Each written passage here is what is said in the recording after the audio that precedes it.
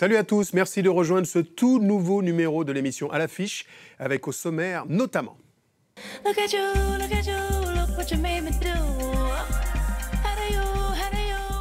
des nouvelles fraîches de la chanteuse américaine Alicia Keys, dont le prochain album à paraître a déjà livré 2 singles avant-coureurs.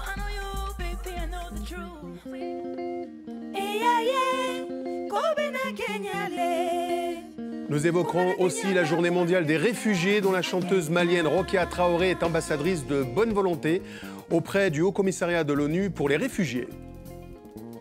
Mettre les mains. Et puis dans cette émission, nous accueillons Christian Olivier, l'un des membres cofondateurs du groupe de rock français Les Têtes Raides, à l'occasion de la sortie de son premier album solo intitulé On Off. Mais sans plus attendre, je vous invite à aller le rejoindre.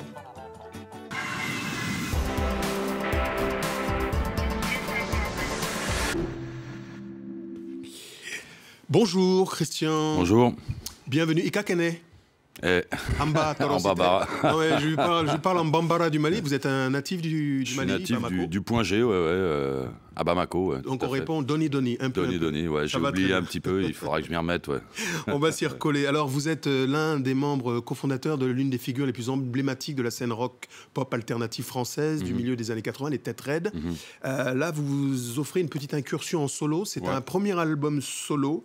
Ça veut dire quoi? Que c'est une pause pour le groupe qui est né en 87?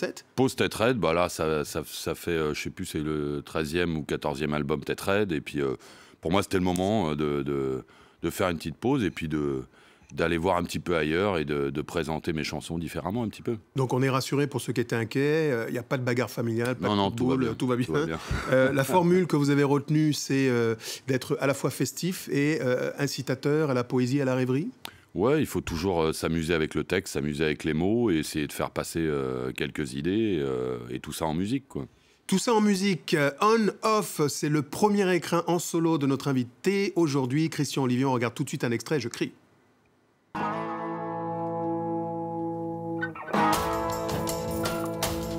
Je crie pour tout ce qui vit. Je crie pour ce qui est joli. Je crie pour ce qui nous lie. À mes faiblesses, à mes ivresses, à mes détresses, je crie à notre histoire dans les couloirs de nos mémoires, je crie. Il va sans dire, y a rien à dire à ton sourire, je crie. Mais je crie. Je crie, c'est le titre extrait du premier album solo de Christian Olivier qui nous fait la gentillesse d'être notre invité aujourd'hui, membre donc des Têtes Raides pendant, allez, on va dire, plus de 3 décennies. L'écriture, c'est différent quand on travaille pour un groupe que lorsqu'on travaille en solo, on s'offre plus de liberté, on va dans d'autres pistes. Il y a autre chose qui se passe parce que c'est vrai que quand on écrit pour le collectif, même inconsciemment, il y a les autres sons là, il y a le niveau des arrangements, on commence à réfléchir des cuivres, des cordes. Là, il y a vraiment, on part de zéro. Pour moi, c'était vraiment justement me remettre un peu à nu, en fait, dans l'écriture et essayer d'aller chercher même des sujets, des terrains où j'avais pas encore gratté, quoi. Voilà, donc l'idée, c'était aussi de faire appel à une magicienne qui avait fait déjà des merveilles pour Bachung ou pour Dao. Ouais. Edith Fambuena, voilà, ça a été on a travaillé en doublette, ça a été je la connaissais pas avant, hein. On s'est croisés, on s'est rencontrés, on s'est parlé, ça a duré 10 minutes et puis l'histoire était en route. Coup de foudre artistique. Ah ouais, puis pas que artistique aussi, humain aussi, voilà. Ça ne nous regarde pas. Non, mais humain, c'est... Humain au sens large. Voilà, c'est ça, au sens large. Et c'est vrai que c'est une personne superbe, à la fois artistiquement, mais... et puis de toute façon, le rapport humain, il est toujours lié à la musique aussi. On fait de la musique avec des gens, donc l'échange, il existe aussi là-dedans. Alors, vous revendiquez la centralité de la position guitaristique de vos créativités dans cet album. La guitare, elle occupe une place magistrale. Ça a été vraiment, dès le départ, à la base de l'écriture, déjà de l'album. Moi, j'ai écrit tous les morceaux à la guitare sèche. Et ensuite, Edith, elle, déjà une très bonne guitariste. Et puis, voilà, c'était de faire se promener cet instrument magnifique, pas seulement dans les rythmiques, pas seulement dans les accompagnements, mais aussi dans les matières sonores, dans les ambiances, dans la texture même des morceaux, quoi.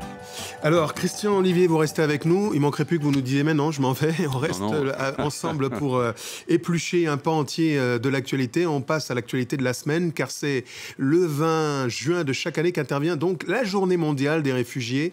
Elle vise à faire connaître la situation d'urgence que vivent plus de 60 millions de réfugiés et de déplacés à travers le monde. La chanteuse malienne Rokia Traoré, votre compatriote, a été nommée ambassadrice de bonne volonté au sein du HCR pour l'Afrique de l'Ouest et du Centre, auteur de Nesso, titre de son dernier album inspiré d'une visite à des réfugiés maliens au Burkina Faso. Elle nous livre son engagement.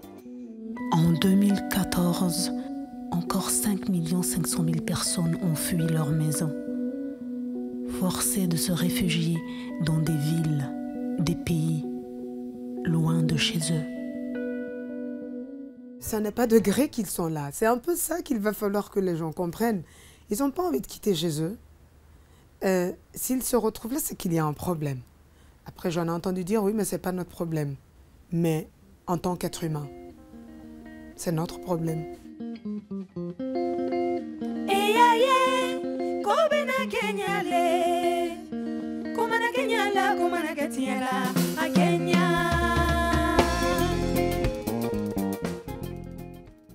Une voix pour les réfugiés, j'imagine que ça ne vous laisse pas insensible, l'engagement par les textes et la musique. Bien entendu, bon, et puis là en plus avec Rokia, on s'était croisés déjà sur des dates, et puis c'est vrai qu'on vient du même coin, et c'est vrai qu'aujourd'hui, voilà, ça ne cesse de s'agrandir, ce chiffre de réfugiés, et c'est vrai que, voilà, comme elle vient de le dire, ça nous concerne tous.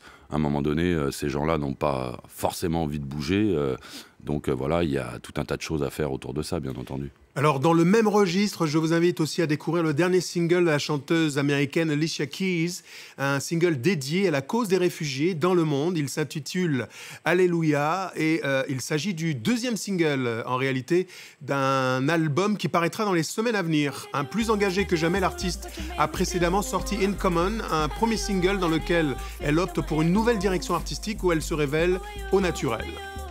So familiar. I know you, baby, I know the truth. We got way too much in common. If I'm being honest with you, we got way too much in common. Since I'm being honest with you, who wants to love somebody like me? You wanna love somebody like me? If you could love somebody like me, you must be messed up too. Who wants to love somebody like me? You wanna love somebody like me? If you could love somebody like me, you must be messed up too. We used to talk till midnight. De la solidarité, il est beaucoup question dans cette émission. Alicia Keys à l'instant, extrait de In Common, ce que nous avons en commun. Alors avec les Têtes Raides, pendant de nombreuses années, les titres que vous avez imprégnés puisaient dans le répertoire classique, on va dire, et célébraient l'héritage de Brassens, Brel, on va citer Prévert ou Robert Desnos. Les Clash aussi. Les Clash aussi, donc c'est beaucoup plus voilà, open. C'est très large, ouais. Est-ce que ça veut dire que pour ce premier album solo, vous êtes allé plutôt du côté de l'actualité ? On et des sentiments personnels. Ouais, on est toujours du côté de l'actualité. Quand on est dans une période en train d'écrire des textes, des chansons, qu'on le veuille ou non, de toute façon, on est inspiré par ça, on est habité par ça. Je dirais que l'actualité 2015 voilà, était assez chargée, mais que même dans les autres albums, il y a toujours cette chose-là. Donc, et en même temps, on va chercher effectivement des choses à l'intérieur de nous, des choses très personnelles. Et c'est vrai que sur cet album, j'ai essayé en tout cas d'aller creuser ces choses-là, quoi. On dit un mot sur la scène, c'est important pour vous. Il y a Solidays le 26 juin, l'hippodrome de Longchamp, dans la folie, j'ai failli dire, mais dans la foulée aussi. Mais dans la foulée aussi, ouais. Les Franco de La Rochelle, et puis une tournée en automne. Voilà. La scène, c'est un moment privilégié. Quelle formule ? Ah bah là, c'est deux guitares, puisque voilà, les guitares sont présentes dans l'album. Il y a deux guitaristes superbes, Daniel Jamet et Peter Combar, qui sont là, une basse, Pilou, et puis à la batterie, c'est Anne Passeo. Et voilà, c'est un ensemble pour moi, la scène, ça reste quelque chose de singulier, d'unique. Chaque concert est unique, même si des fois on chante les mêmes chansons, c'est toujours différent et ça reste un endroit magique, quoi. Ouais, c'est la musique, la scène, juste un rappel pour signaler que tout au long de cette semaine, la fête de la musique, une invention bien française, se décline désormais dans tous les styles, sur tous les continents. Alors vous pouvez bien sûr y prendre part, c'est gratuit normalement, et notamment dans les rues, les salles de concert et dans les bars à l'échelle du monde. C'est la fête de la musique. Merci beaucoup d'être passé. On dit Iniche, Kambe, et rendez-vous peut-être au Mali avec j'espère.